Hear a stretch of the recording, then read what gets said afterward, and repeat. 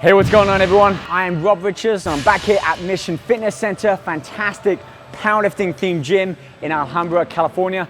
And on today's video, as part of my Beast training series, I'll be taking things back a step. We'll be looking at covering the basics with just a bench and a pair of dumbbells. Now within this video, we'll be taking a look at 10 exercises and not your typical exercises.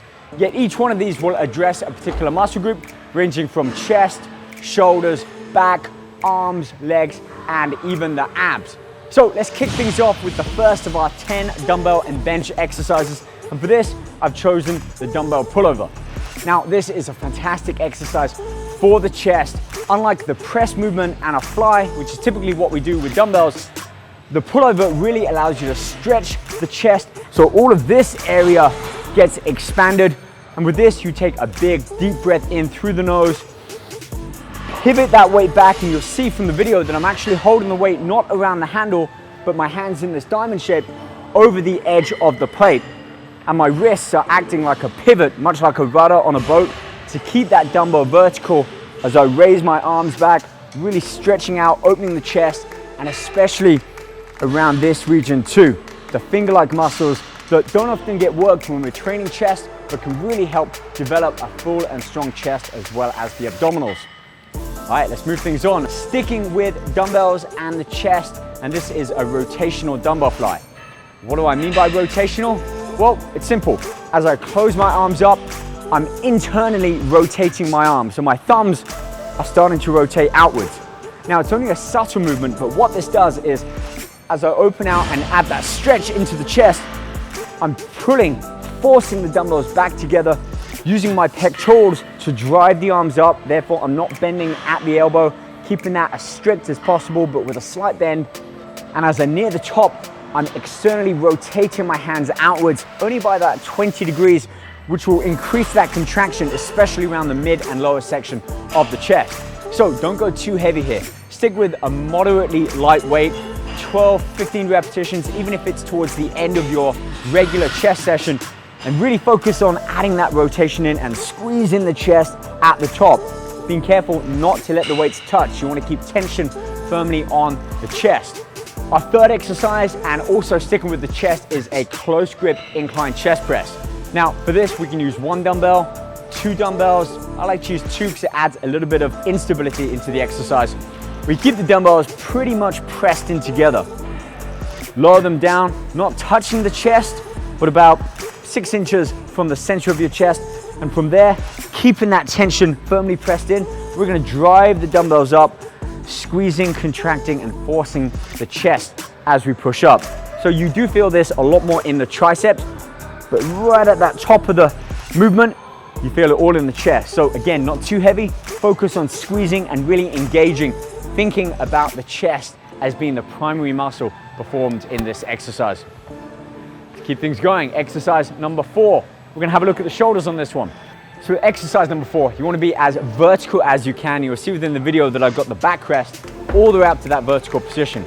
Now, these Arnold presses, coined by the one and only Arnold Schwarzenegger, or otherwise known as rotational shoulder presses. We start with the dumbbells, palms facing our shoulders, as opposed to normally our elbows are out, palms facing outwards, and we just press up. There's a new dynamic in this exercise. So from here, we're gonna rotate out as we press. It's like a corkscrew action. It's not broken down into two. We're not bringing the weights out and then pressing. It's all in one motion. From here, we're gonna rotate out as we press. That's the hard part. Fully lengthen the arm, squeeze the delts up at the top, and then control that weight back in as you pull the weights back in. This is a real killer exercise. It's a fantastic shoulder one. Hits all of the 3 deltoids, as well as a lot of the traps, rhomboids, and even much of the core as you stabilize to rotate and press up. 12, 15 repetitions. I don't go too heavy, and typically I'll save this kind of exercise towards the end of my chest or shoulder exercise. Right, so that's chest and shoulders taken care of, but what about the back? Well, we can't get much better than a dumbbell row. And with this one, you'll see I've got the bench at a slight incline. I'm allowing a full stretch.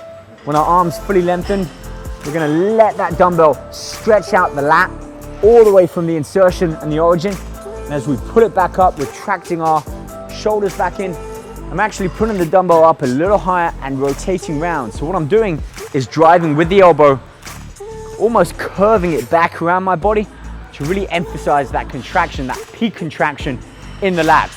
So give this a try, especially if you're used to just simply lifting that weight up and down. Add an extra full stretch in, and as you pull that dumbbell up, really get it up towards the waist, leading with your elbow in sort of a cashew shape around the body. Fantastic. 10, 12 reps here, as heavy as you can, but focus on your form and your technique.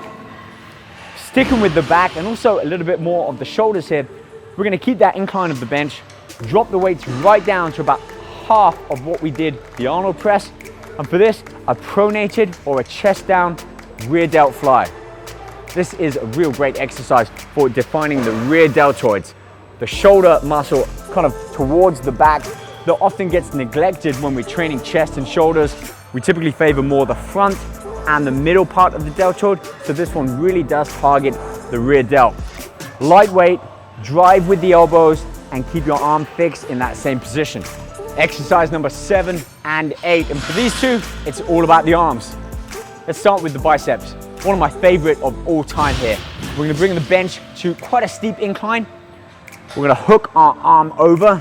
So you've guessed it, this is a preacher curl basically. And with the tricep, the back of the arm, flush up against that back pad, we're gonna open out our arm holding that dumbbell. Now normally we'll just curl that weight up towards our shoulder, flexing the bicep as we do. But just like with those rotational dumbbell flies, I'm gonna add a rotation in, which means as I curl that weight up, my little finger is starting to come in. It's a very slight movement. You're not gonna get a full rotation like this, but from here, 10 degrees, that's it. But it's enough to really pull in the short bicep head, which is this sort of underlying muscle here, as opposed to the long head there. So you can see there, just by adding a rotation in, the amount of activation we get. And it's this coupled with that preacher dumbbell curl that's gonna really help get that peak in the bicep, but also train your arms from a different angle, target them, and add a little bit more shape and variety in than your typical barbell and dumbbell curl. Triceps, overhead extension. We've got our dumbbell kickbacks, we've got our rope pull downs, we've got our presses, but for a mass builder, can't do much better than the overhead extension. Sit upright. I like to keep the bench flat. If we've got the bench up, you're gonna knock it with that dumbbell. Just be firm in your core. And with the weight directly over, again, I'm holding the underside of that dumbbell, just like I was with the first exercise with those pullovers, allowing that dumbbell to hang vertically and to act as a rudder within my wrist. 90-degree bend in the elbow, really great stretch in that tricep. And as I push up, I'm engaging, squeezing the triceps to their full length at the top of that exercise. 10, 12 repetitions. Try coupling this immediately after with either a dumbbell kickback or even on that bench, some bench dips. You're gonna feel it. You're gonna get a whole pump in not just the tricep, but the entire arm, and feel it in your shoulders too. Let's keep things moving. Exercise number 9 and 10. We're gonna have a look at legs and abs. Now, dumbbells, bench, you're probably thinking there's not too much you can do for the legs. Maybe you can sit on it, put a dumbbell between the feet, extension, hamstring curl, but check this one out. Laces down on the back, so a lunge. We're gonna hold 2 dumbbells in our arms. As we lunge down, I'm gonna press those weights up simultaneously. So it's a dual action. Yes, it's working those shoulders, but by lowering my torso down, engaging the quads, working the glutes, the hamstrings, even the calves, I'm really activating, engaging my core by stabilizing everything as I push those dumbbells up, which is added weight on my quad. Similar to when you do a barbell squat and you've got the weight at the back of the shoulders, I'm using that same weight, albeit a lighter one, to extend up as I lower down. It's a little bit tricky, but it's a great exercise to learn and add into your workouts, especially if all you do are machines, leg presses, and extensions. Get a little bit of instability into your leg routine, which leads us with one final exercise, our 10th one, abdominals. Now check this one out. We're gonna be at a right angle to the bench, heels on the bench, hands, fingers up just by our temple. We're gonna do a double crunch here. And what I mean by that is, as we raise our shoulders off the mat, exhaling deeply, squeezing the abs, I'm gonna apply force, push down on my heels to lift my hips up just a little bit as I go into that crunch. So it's called a double crunch because our hips and shoulders are activated at the same time. Couple of pointers here. Focus on your breathing. Really exhale all of the air out of the lungs. Squeeze the abs, keep them tight as you follow through into that crunch. And slow and controlled. Don't try and rush this just to get to the end of the reps. Feel each repetition, whether that's 15, 20, or even 30 repetitions. Exhale on each and every one and follow through, engaging and crunching those abs. There we have it. 10 not so unique, but really valuable dumbbell and bench exercises that can be performed basically anywhere you've got a bench and a dumbbell. And look, you really don't need too much weight. I think I used about 3 different weights on this, and that was 1 circuit. Give it 2 or 3 circuits. We're talking about less than 30 minutes in and out. It's a full body workout. Feel great for it. You're hitting every major muscle group. All right guys, for more on this particular video and workout and all of my others within this Beast Training series, you know what to do. Head over to beastsports.com, search my name, find the videos, and let me know if you find just one little piece of information in there useful. Hit me up on Instagram at RobRichardsFitness. I'll be back here soon to help motivate you and keep you training hard. See you guys soon.